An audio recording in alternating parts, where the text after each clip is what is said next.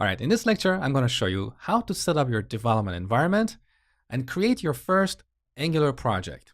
So the first thing you need to install is the latest version of Node. In case you have never worked with Node before, it's basically a runtime environment for executing JavaScript code outside the browser.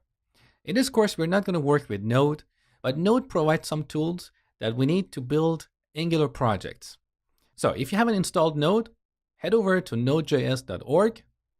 On this page, you can see the latest version of Node for your operating system. So here, the latest stable version is 6.11, and the latest version is version 8. Now, this latest version has more features, but it's not quite stable yet. So go ahead and install the latest stable version. When you do that, open up the terminal on Mac or Command Prompt on Windows and type node --version. So you can see on my machine, I'm running Node version 6.10.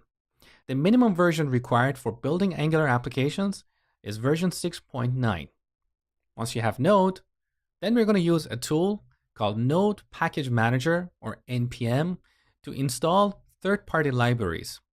One of those libraries we're going to install in this lecture is Angular CLI, which stands for Command Line Interface.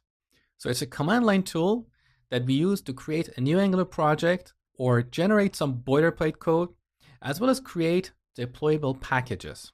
So once again, in the terminal, we run npm install -g, which stands for global, and finally the name of the package, which is @angular/CLI. If you don't put -g here, Angular CLI will be installed only in the current folder, and it's not going to be accessible anywhere else. Now, if you're on Mac, you need to put sudo at the beginning of this command to execute it as an administrator. All right, next we need to enter our password.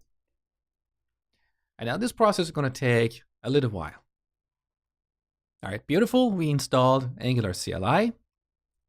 Now to ensure that the installation was successful, we can type ng --version.